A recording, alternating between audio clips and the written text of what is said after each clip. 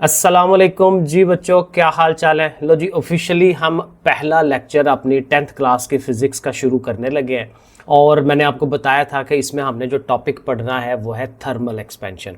अभी जो आपको सामने पेज नज़र आ रहा है, ये बेसिकली मैंने एक पीपीटी बनवाई है, ठीक है। गूगल का एक एलएलएम मॉडल होता है, वहाँ से ये बड़ा ज़बरदस्त उसने बनाया है। एक्सप्लेन करना समझना बहुत ही आसान हो जाता है, ठीक है। अभी मैं आपको ये सारी चीज़ें दिखाता हूँ। सो थर्मल एक्सपेंशन का टॉपिक पहले मैं यहाँ से थोड़ा सा आपको एक आइडिया दे दूँ चीज़ें हैं क्या, और फिर बुक पे जाते हैं और वहाँ से देखते हैं कि ये वही बातें जो यहाँ पे हैं वही सारी वहाँ पे डिटेल में है। फिर हम ये करेंगे कि डेफिनेशंस का अगेन जैसे हम पहले करते थे कि पता हो कि भाई ये वाली डेफिनेशन हमें याद करनी है, ये सवाल इसमें से लॉन्ग बन सकता है, ठीक है। तो साथ साथ पेपर की जो तैयारी है वो भी करेंगे। तो हमें देखें दोनों चीज़ों को साथ लेके चलना है हमेशा। एक तो ये है कि कंसेप्ट को समझना बहुत ज़रूरी होता है, बहुत ज़रूरी है। थोड़ा सा आपको लगता है बाज़ औक़ात बोरिंग, लेकिन कंसेप्ट जो है वो बहुत जगह पे आपको हेल्प करता है, बहुत ज़्यादा एमसीक्यूज़ में, शॉर्ट्स वालों में वगैरह वगैरह, ठीक है। और उसके बाद ये है कि हमें ज़ाहिर है सेकेंड टाइम उसकी जो पेपर की तैयारी है वो करनी है। तो दोनों चीज़ें इंशाल्लाह कोशिश करते हैं कि सारा करने की। अब इसमें यह है कि थोड़ा सा टाइम लग सकता है एक वीडियो के बाद दूसरी वीडियो आने में, लेकिन इंशाल्लाह ना इसको थोड़ा अच्छा करके बनाते हैं, पहले से ज़्यादा बेहतर बनाते हैं। थोड़ा सा टाइम देना है आप लोगों ने। अब ज़रा ये मेन पेज है और इसमें देखें यही बात कि थर्मल एक्सपेंशन जो है उसको हमने देखना है कि ये क्या होती है। सो देखिए थर्मल एक्सपेंशन देखिए बुनियादी सा कंसेप्ट है कि जब किसी भी चीज़ को हम गर्म करते हैं ना, गर्म करते हैं, हीट देते हैं, तो वो क्या करती है, वो चीज़ फैलती है, एक्सपैंड होती है। उसके पीछे पूरी एक रीज़न है, वो मैं साथ साथ आप लोगों को समझाता जाऊंगा। अब देखिए यहाँ पे सामने ना एक एग्जाम्पल हमने बनाई हुई है। अब ये जो एग्जाम्पल है ना, ये वाली, ये जो साइड है, ये है कोल्ड वाली, कि भाई ठंडक है, ठीक है, बर्फबारी हो रही है, ठंडा एनवायरनमेंट है, 0 डिग्री टेम्परेचर है या उससे भी नीचे है। तो आपने ये जो रेल की पटरी लगाई हुई है ना, वो बेहतरीन अंदाज में आपकी मौजूद है, क्योंकि वो एक्सपेंड नहीं कर रही। उसके जो मॉलिक्यूल्स हैं वो सिंपल हालत में है, उसकी जो जो एनर्जी है वो डाउन है, तो वो अपनी जगह पे मौजूद है। लेकिन जब उसको हीट किया जाता है, ये असल में ये जो फिनोमेना है इस साइड वाला, ये जो जहाँ पे हीट नज़र आ रही है, ये फिनोमेना अमेरिका में और जहाँ पे ज़ाहिर है बहुत ज़्यादा गर्मी होती है, अमेरिका में भी बाज़ इलाके हैं जहाँ पे गर्मी होती है, तो वहाँ पे जो रेलवे ट्रैक्स होते हैं ना वो थोड़े से ख़राब हो जाते हैं। ये जैसे ये कुछ ज़्यादा ही शक्ल बना ली है, लेकिन थोड़ा बहुत जो है ना उनमें फ़र्क आ जाता है, और फ़र्क आने की वजह से रेल जो है, रेल की पटरी से नीचे गिरने का खदशा होता है और कई दफ़ा हादसा हो भी जाते हैं। तो किस वजह से हो रहा होता है, गर्माहट की वजह से, ठीक है। वो जो हीट मिलती है उसकी वजह से, हीट मिलने से चीज़ें फैलती हैं, अपनी जगह से मूव करते हैं, उसके एटम्स जो हैं वो बाहर की तरफ निकलते हैं। तो ये एक छोटी सी एग्जांपल बतानी थी, दिखानी थी कि इसमें ये होता है। अब देखें ये वाली जो फिगर है, अब यहाँ पे देखें नॉर्मल, ये जो हमने गोल गोल दायरे बनाए हुए हैं ना, ये एटम्स को हमने शो कराया हुआ है। और सॉलिड जो होता है, जो जो ठोस चीज़ होती है, आपको पता है उसके मॉलिक्यूल्स बहुत नज़दीक नज़दीक जुड़े होते हैं, इवन के वो कुछ अलग ही होती है, ठीक है, साथ साथ जुड़े होते हैं, जगह ही नहीं होती, बड़ी मुश्किल से हल्का हल्का वाइब्रेट कर रहे होते हैं। और ये जो किसी भी चीज़ की जो गर्माहट है ना, वो बेसिकली उसकी जो मूवमेंट है वो होती है। कोई चीज़, उसके जो एटम्स हैं ज़्यादा मूव अगर करते हैं, ज़्यादा हरकत कर रहे होते हैं, तो इसका मतलब ये होता है कि उनमें एनर्जी ज़्यादा है, उनमें गर्माहट ज़्यादा होती है। जब आप चीज़ को गर्म करेंगे तो उसके मॉलिक्यूल और ज़्यादा वाइब्रेट करते हैं। तो यहाँ पे देखें, ये जो थोड़ा सा रेड हमने या ऑरेंज टाइप बनाया हुआ है ना, तो यहाँ पे हमने ये शो कराया हुआ है कि उसको हीट मिली हुई है, गर्माहट दी है हमने, टेम्परेचर बढ़ाया है। तो टेम्परेचर बढ़ाने से देखें आपको नज़र आ रहा है कि उनकी जो मूवमेंट है अप एंड डाउन, आगे पीछे, वो बढ़ी हुई है, ज़्यादा हुई है, और उसकी वजह से वो फैल रहे हैं। यहाँ पे देखें वर्ड यूज़ कर रहा है एम्पलीट्यूड। जब कोल्ड स्टेट है तो वहाँ पे मिनिमम एम्पलीट्यूड है, कम से कम एम्पलीट्यूड होता है कि अपनी ये वाली जो जगह है यहाँ से कितना मैं ऊपर जा रहा हूँ, कितना नीचे जा रहा हूँ, अप एंड डाउन मूवमेंट या इधर उधर मूवमेंट, वो एम्पलीट्यूड होते हैं। वेव्स में आपने पढ़ा होगा, ठीक है। लेकिन जब आप उस चीज़ को गर्म करते हैं तो एटम्स का एम्पलीट्यूड बढ़ जाता है। यहाँ पे हाई एम्पलीट्यूड दिखाया हुआ है, और हाई एम्पलीट्यूड का मतलब यही है कि चीज़ थोड़ा फैलेगी, ठीक है, लंबाई में अपनी लेंथ वगैरह जो है उसको इंक्रीज कर लेगी। तो ये हमें एक विजुअलाइज किया है कि एटम्स जो है वो क्या कर रहे हैं। तो ये यहाँ पे काइनेटिक एनर्जी, जब गर्म करते हैं काइनेटिक एनर्जी बढ़ती है, एक दूसरे से दूर होते हैं। तो ये यहाँ पे थोड़ा सा बताया हुआ, सॉरी आगे चला गया। ये देखें, अब एक ज़ाहिर टाइप हमने पढ़नी है इसकी थर्मल एक्सपेंशन की, जिसको लीनियर एक्सपेंशन कहते हैं। लीनियर होता है लंबाई में आगे को बढ़ना, जब किसी चीज़ को, रॉड को फॉर एग्जांपल, या किसी पतली सी तार को आप गर्म करेंगे तो वो तार लंबाई की लेंथ में ऐसे हॉरिजेंटल जो है ऐसे वो फैले, आगे की तरफ निकले। ठीक है, जैसे यहाँ पे हुआ है, देखिए ओरिजिनल जो है इधर से लेके तो ये यहाँ तक उसका है, लेकिन जब हम गर्म कर रहे हैं तो ये जो हीटेड फॉर्म में हमने दिखाया हुआ है अगेन ऑरेंज शक्ल में, वो आगे की तरफ गया हुआ है। ये नीचे से आपको नजर आएगा, ये जो एल नॉड लिखा हुआ है, एल नॉड का मतलब क्या है, एल मतलब लेंथ और एल नॉड, ये सारा बुक में है, बुक से ही लिया हुआ है, ये मैं खुद से नहीं बनाया। ठीक है, ये बड़ी अच्छी बात है ये एआई की आजकल, कि वो बुक वाली चीज़ों को बड़ा अच्छा एक्सप्लेन करता है, तो ये उसी ने वहीं से बना के दी है।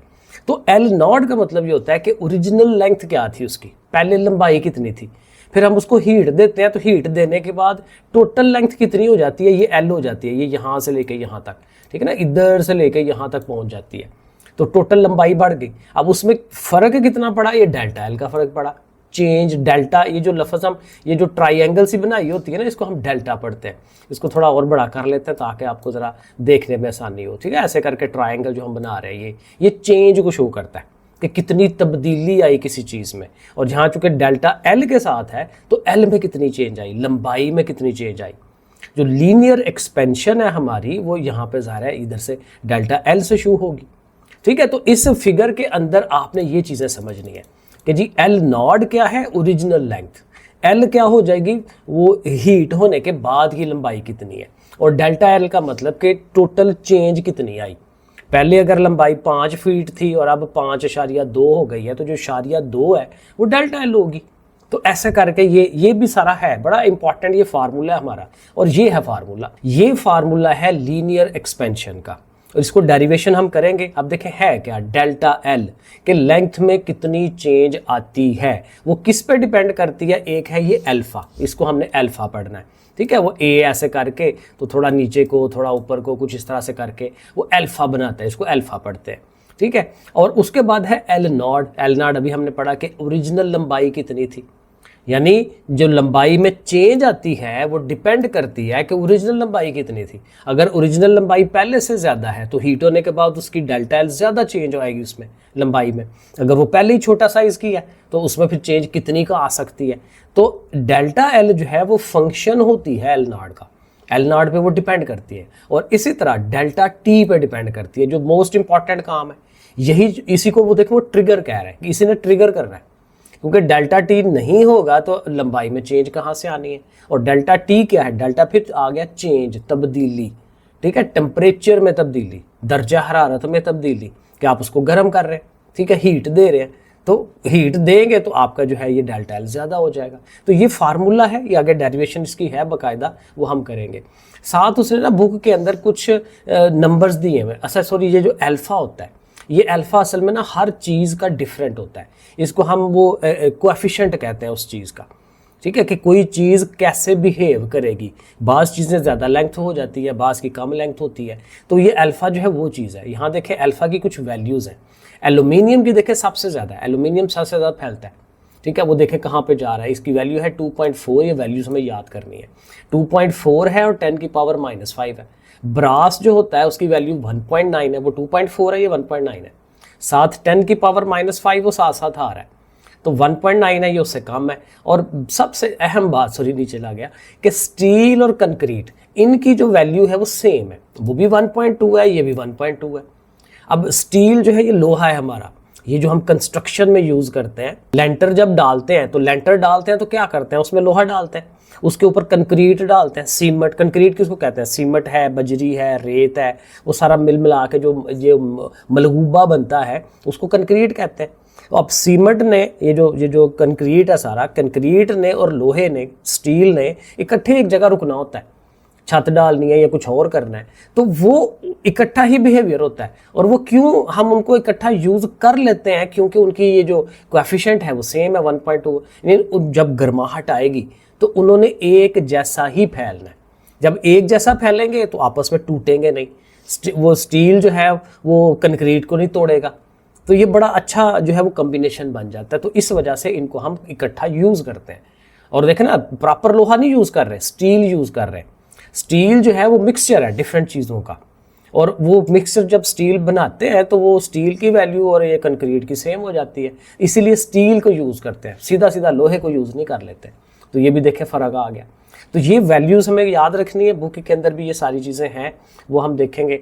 और अब ये लीनियर था ना, लीनियर के बाद वॉल्यूमेट्रिक एक्सपेंशन है। अब वॉल्यूम क्या होता है? तीनों डायमेंशन में चेंज आना, लंबाई में, चौड़ाई में, ऊंचाई में। और इसकी सबसे बेहतर मिसाल ये क्यूब होती है। जैसे लूडो का दाना है तो उसमें देखें वो चारों साइडें बनी होती हैं। जैसे आपका कमरा है, जिस कमरे में आप बैठे हुए हैं, तो उसकी लंबाई भी बढ़े, चौड़ाई भी बढ़े, ज़रा माइंड में लाएं, और ऊंचाई भी बढ़ जाए।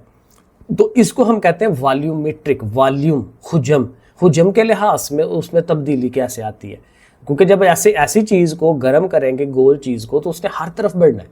तो हर तरफ का मतलब तीनों डायमेंशंस में बढ़ना है, 3D डायमेंशंस में बढ़ना है। अब उसके लिए भी फार्मूला वही है, सिर्फ क्या होगा कि जहाँ L थी लंबाई, वहाँ पे वॉल्यूम V आएगा, तो डेल्टा V, देखें डेल्टा V हम यूज़ कर रहे हैं, और वहाँ पे अल्फा था, यहाँ हमने बीटा यूज़ कर लिया, क्योंकि वो लेंथ का कोएफिशिएंट है, ये हमारा जो है वॉल्यूम का कोएफिशिएंट है।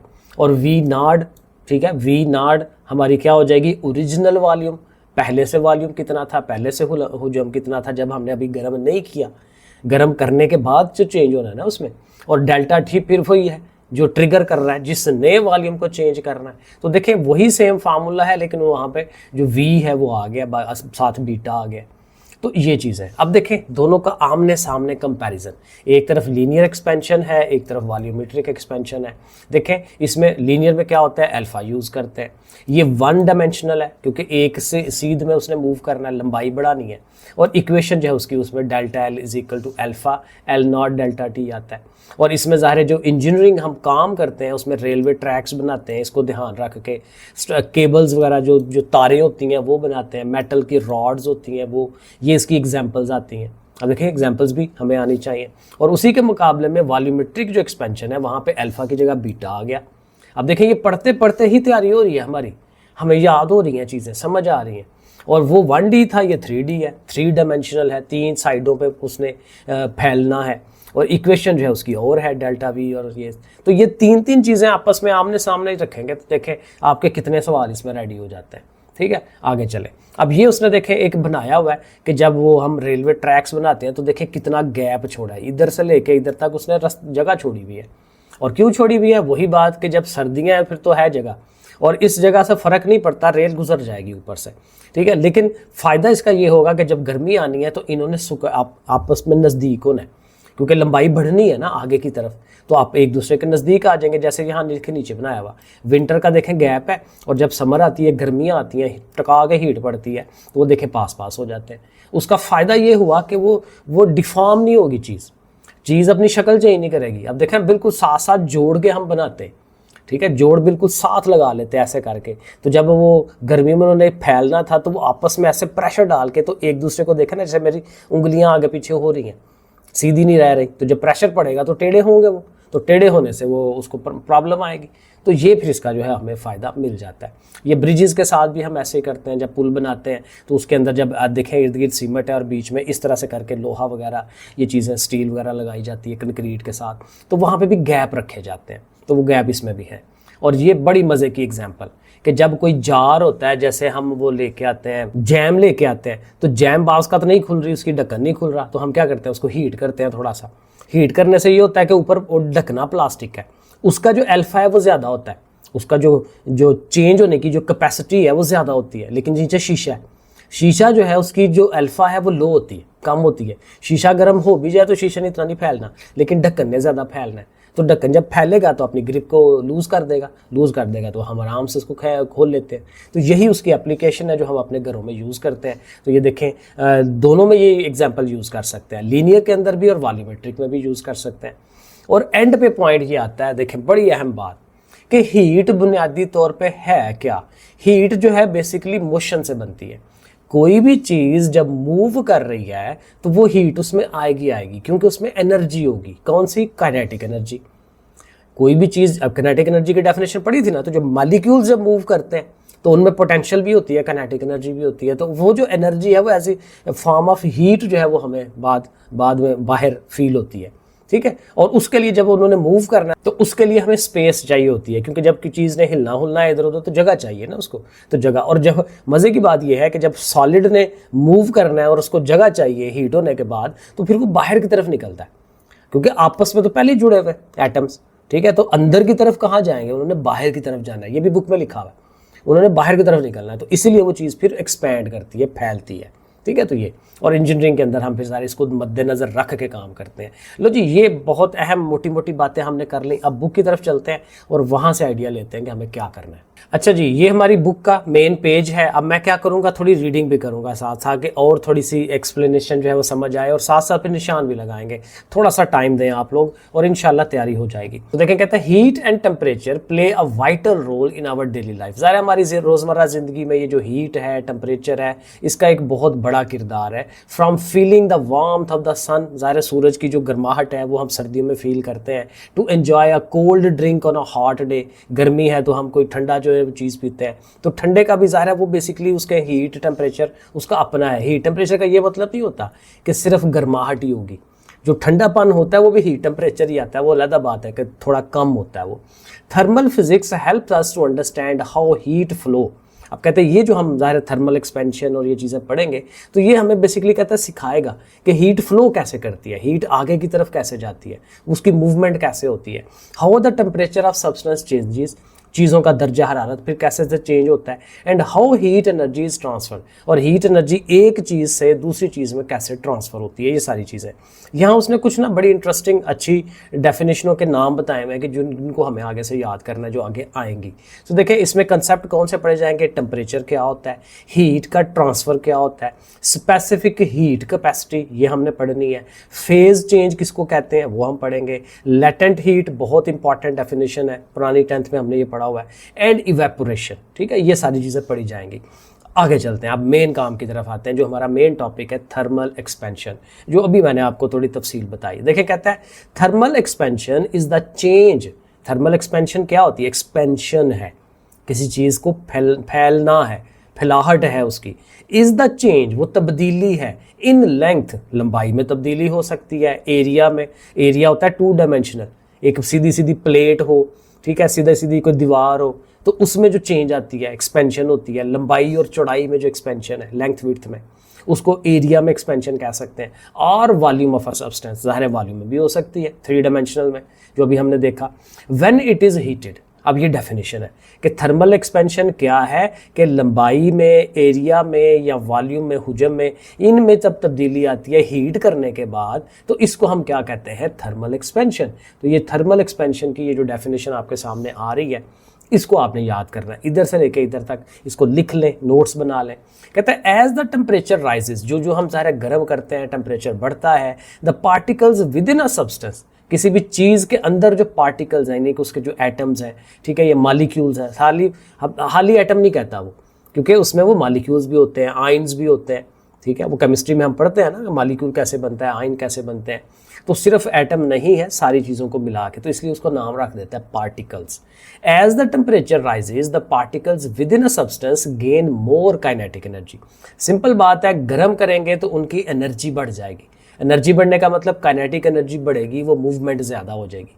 उससे क्या होगा, मूवमेंट से this causes them to move faster, definitely तेज़ मूव करेंगे, एंड स्प्रेड आउट, ये असल बात है, वो स्प्रेड आउट करते हैं, बाहर की तरफ फैलते हैं, leading to expansion of the material, और उसके मटेरियल जो है वो एक्सपैंड हो जाता है। तो अगर वो ये पूछे जो भाई होती कैसे है, थर्मल एक्सपेंशन कैसे होती है, तो ये जो उसने बताया ना, यहाँ से मैं थोड़ा इसको कम कर लेता हूँ क्योंकि ये बहुत ज़्यादा हो गया, कि जी इधर से लेके और यहाँ तक जो है उसकी एक्सप्लेनेशन है कि ये होता कैसे है।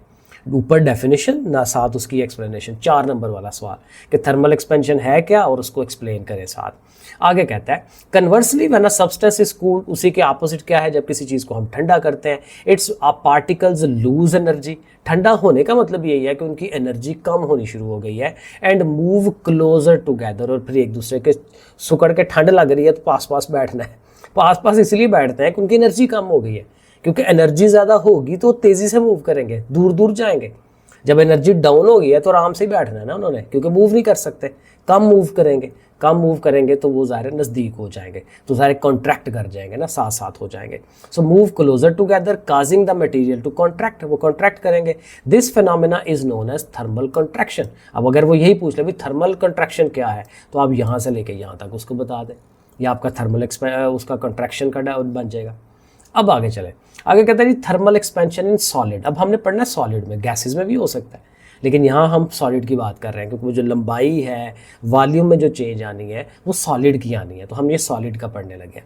सो कहते हैं when solids are heated they expand, again solid ने एक्सपैंड करना है, and this expansion remain almost consistent over a broad temperature range. कहता है टेम्परेचर अब बढ़ाएंगे ना तो वो चेंज आएगी। अब चेंज जो टेम्परेचर बढ़ाएंगे चेंज आती रहेगी, लेकिन कहते हैं एक जैसी आएगी। वैसे पहले आपने 5 डिग्री चेंज लाई है टेम्परेचर में, 10 डिग्री सेंटीग्रेड से 15 लेके गए हैं, तो जितनी भी चेंज आई है, फिर 15 से 20 जाएंगे उतनी ही चेंज आएगी, 15 से 20, 20 से 25 जाएंगे फिर उतनी ही चेंज आएगी जितनी पहले थी। तो इसको कहते हैं कंसिस्टेंट होना, कि एक जैसी चेंज ही आती जाएगी गर्म करने से या ठंडा करने से, व्हाटएवर। तो तब्दीली एक जैसी है, कंसिस्टेंट है, काफ़ी बड़े टेम्परेचर तक। बहुत ज़्यादा जब टेम्परेचर हो जाए तो फिर वो अलग बात है, तो एक खास तक वो इतना ही रहता है।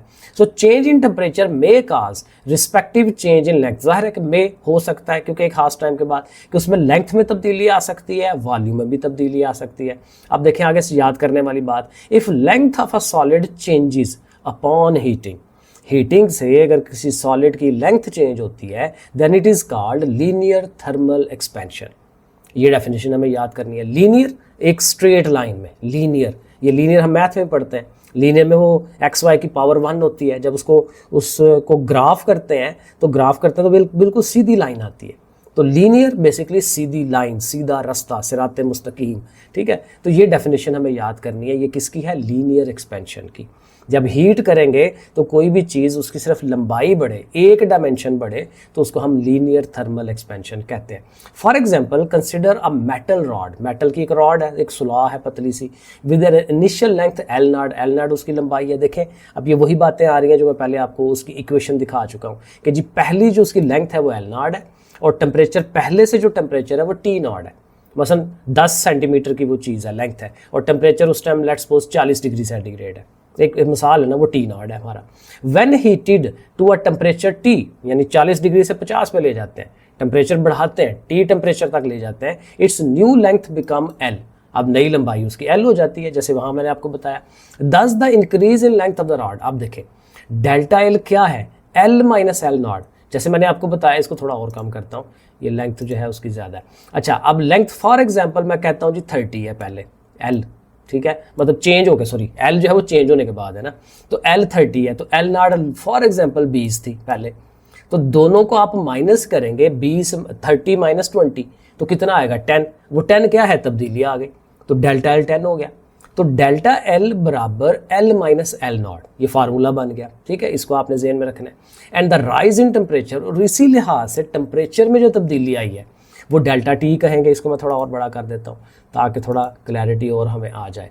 किधर गया? ये रहा, ये इसको मिडल में कर लेते हैं, ये देखें। तो delta L is equal to L minus L not. अब ये मैथमेटिकल चीज़ें आ रही हैं ना, इसको हमें समझना है, याद करना है।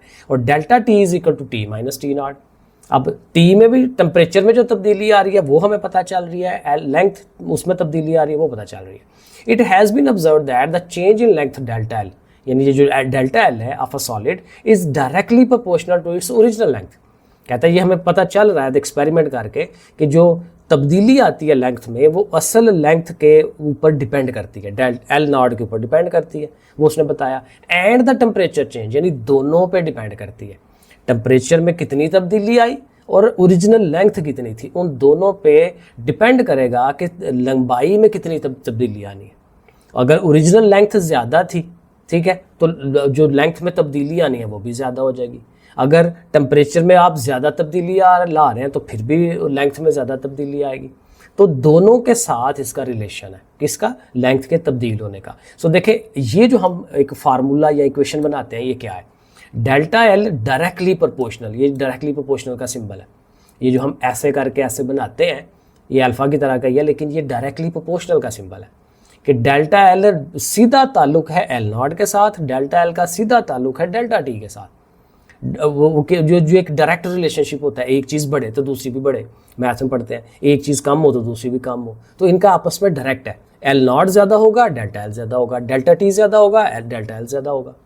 अब ये है, अब मैथ में रूल है, मैथ में रूल क्या है कि अब आप जब ये जो कांस्टेंट ऑफ ये जो प्रोपोर्शनैलिटी का साइन है इसको ख़त्म करते हैं और बराबर का निशान लेके आते हैं, तो फिर आपने एक कांस्टेंट ऑफ प्रोपोर्शनैलिटी लगाना होता है।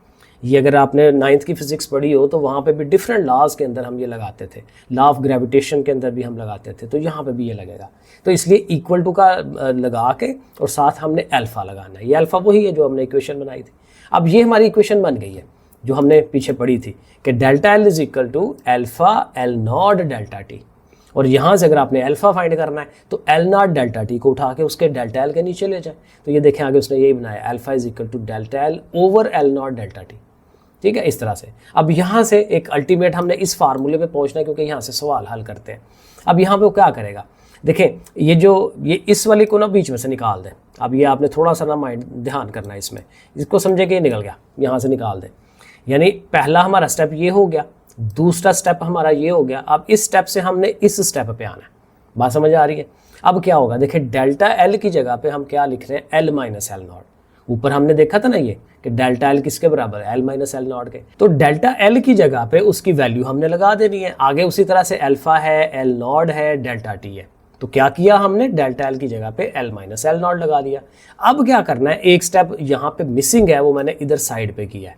ये देखें ज़रा, हमने ये करना है कि एल को यहीं पे रखना है, इधर देखना है, इस जगह पे एल को इधर रखना है। एल नॉट देखें माइनस का है, इसको उठा के दूसरी तरफ लेके जाना है, तो ज़ाहिर उधर जाके प्लस का हो जाना है। तो ये देखें, ये स्टेप मैंने यहाँ पे किया है।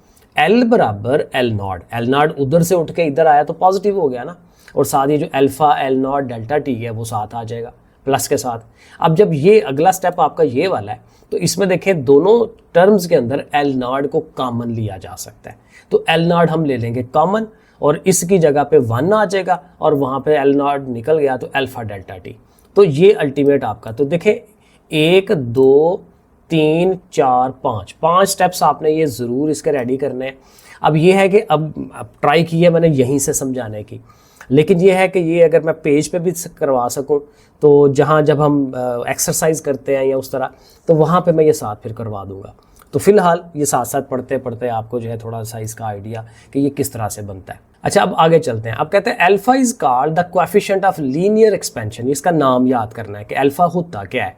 कोएफिशिएंट है किसका, लीनियर एक्सपेंशन का, क्योंकि लीनियर एक्सपेंशन ही पढ़ रहे हैं तो उसी का ये कोएफिशिएंट है। और डिफरेंट मटेरियल्स का है, हर चीज़ का डिफरेंट होगा। और ये देखें, ये जो सब्सटेंसेस लिखे हुए हैं, aluminium, Bros, copper, steel, silver वगैरह वगैरह, ये टेबल हमें थोड़ा सा ज़हन में रखना होता है क्योंकि ये यहीं से एमसीक्यू भी बना लेता है और यहीं से शॉर्ट क्वेश्चन भी बना लेता है। ठीक है, तो अल्फा को हम क्या कह रहे हैं, कोएफिशिएंट ऑफ लीनियर एक्सपेंशन। तो इसको हमें ज़हन में रखना है। अब आगे जो वॉल्यूम है अब उसकी तरफ जाना है। The volume of a solid also increases. अब यहाँ से वॉल्यूमेट्रिक एक्सपेंशन स्टार्ट हो रही है, लीनियर खत्म हो गई। ठीक है, लीनियर का उसने जो इक्वेशन बनानी थी वो बता दी, अल्फा बताना था वो बता दिया। अब आगे, the volume of a solid also increases. अब जाहिर है सॉलिड का वॉल्यूम भी बढ़ता है when its temperature rises. This is known as volumetric thermal expansion. तो ये वॉल्यूमेट्रिक थर्मल एक्सपेंशन की डेफिनेशन आपको यहाँ से मिल रही है, ये आपने याद कर लेनी है। और उसको भी उसी तरह से एक्सप्लेन करेगा जैसे ऊपर है। सपोज एक सॉलिड है हमारे पास, उसका इनिशियल वॉल्यूम V नॉट है, इनिशियल टेम्परेचर T नॉट है। जब उसको हम हीट करते हैं, उसका टेम्परेचर T पे ले जाते हैं तो उसका नया वॉल्यूम क्या बन जाता है, डेल्टा, जो उसमें तब्दीली आई है वॉल्यूम में, delta V is equal to V minus V not. V not उसका ओरिजिनल है, V उसका नया वाला है। V नॉट, जो नॉट जीरो ऐसे V लिख के और नीचे जीरो सा लगाते हैं, इसको नॉड पढ़ते हैं, NOD नॉड। V नॉड है असल वाला वॉल्यूम और V क्या है जो हीट करने के बाद चेंज हो गया, तो दोनों को माइनस करेंगे तो डेल्टा V आएगा। इसी तरह से टेम्परेचर में भी वही है, T नॉट पहला टेम्परेचर है, T बाद वाला टोटल वाला है, दोनों को माइनस करेंगे तो डेल्टा T आ जाएगा। तो कहते हैं इसके में भी वही होता है कि जो हमारा वॉल्यूम में चेंज है वो ओरिजिनल वॉल्यूम के साथ और टेम्परेचर में चेंज के साथ, दोनों के साथ उसका डायरेक्ट रिलेशन है। तो यहाँ पे भी हम एग्जैक्टली उसी तरह से delta V directly proportional to V not और डेल्टा टी लिख देंगे।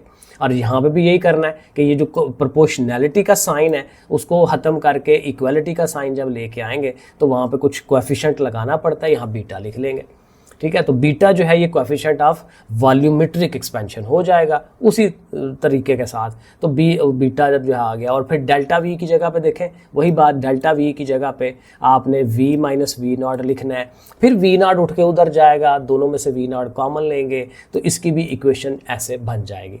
ठीक है, और बीटा को अगेन वही कह रहा है कि ये सारी चीज़ें, तो ये है सारा। ठीक हो गया। तो इसमें अगर अगेन ये जो मैथमेटिकल है इसको लिखने में इशू आता है, करने में समझने में आता है, तो हम इसको लिख के करेंगे स्टेप बना के मैथ की तरह, तो ज़्यादा बेहतर हो जाएगा। सो मैंने कोशिश की लीनियर एक्सपेंशन को और वॉल्यूमेट्रिक को समझाने की। तो इसी तरह से थोड़ा सा टाइम लगता है, लेकिन ये है कि आपके कंसेप्ट क्लियर होते हैं। समझा करें जैसे क्लास में एक पूरा बड़ा लेक्चर हो रहा है, ये उस तरह से लेक्चर हो रहा है, तो इसको आपने सब्सक्राइब कर लेना है, अपने दोस्तों को भी बताएं, अपनी क्लास वालों को बताएं कि भाई सर पढ़ा रहे हैं तो यहाँ से आके पढ़ते हैं सारे। ठीक है, और उर्दू मीडियम वाले भी पढ़ सकते हैं, कोई मसला नहीं है। ठीक है जी, ओके, फिर अल्लाह हाफिज़।